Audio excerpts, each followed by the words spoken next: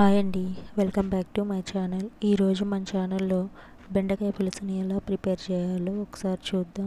ఎప్పుడూ ఒకేలా కాకుండా ఈ విధంగా ట్రై చేయండి. టేస్ట్ అయితే సూపర్గా ఉంటుందండి. ముందుగా ఒక గిన్నెని తీసుకున్నానండి. దాంట్లో ఒక పెద్ద సైజు నిమ్మకాయ అంత చింతపండునైతే నేను తీసుకొని ఇలా విడదీసి వేసుకున్నానండి. ఒక గ్లాస్ వాటర్ పోసుకొని నానబెట్టుకోవాలండి.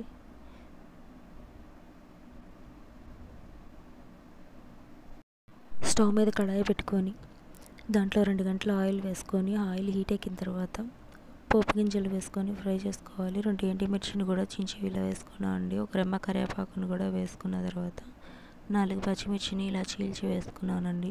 ఒక పెద్ద సైజు ఉల్లిపాయని సన్నగా తరిగి దాన్ని కూడా వేసుకొని ఫ్రై చేసుకోవాలండి. గరిటెతో ఒకటి ఇలా కలబెట్టిన తర్వాత ఒక పావు స్పూన్ పసుపును కూడా యాడ్ చేసి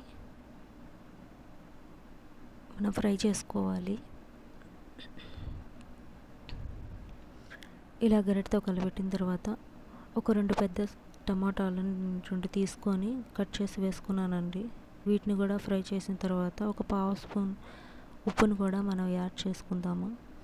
ఉప్పు వేయడం వల్ల ముక్కలన్నీ మెత్తపడతాయండి, తొందరగా ఉడుకుతాయి. మనకి ఉప్పుని పసుపుని యాడ్ చేయడం వల్ల కూర అనేది తొందరగా మగ్గిపోతుందండి. ఈ టిప్ని ఫాలో అవ్వండి.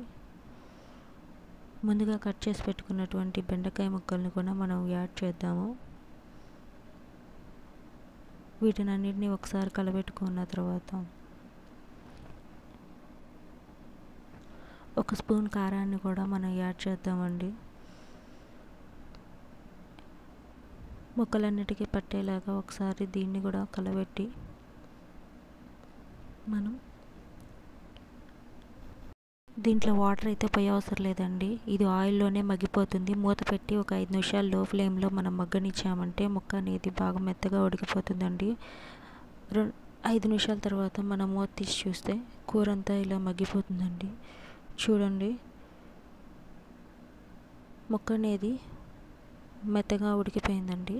మనకి ఇలా మగ్గిన కూరలో నేనైతే ఒక గిన్నెలో ఒక స్పూన్ శనగపిండిని తీసుకొని కొంచెం వాటర్ వేసుకొని ఇలా వాటర్ లాగా చేసుకున్నానండి. ఎందుకంటే పులుసు చిక్కదనం కోసం అండి. ఇలా వేసుకుంటే పులుసు అనేది మనకి చిక్కగా వస్తుంది, వాటర్ కాకుండా. మనం ముందుగా పిసుకున్నటువంటి ఈ చింతపండు రసంలో ఒక 2 స్పూన్లు కారాన్ని కూడా నేను కలుపుకొని ఈ పులుసును అనేది దీంట్లో వేసేసుకున్నానండి. ముక్కల్లో ఒకసారి బాగా కలుపుకుందాము. ఇలా కలుపుకున్న తర్వాత రుచికి సరిపడా సాల్ట్ను కూడా వేసుకోవాలి.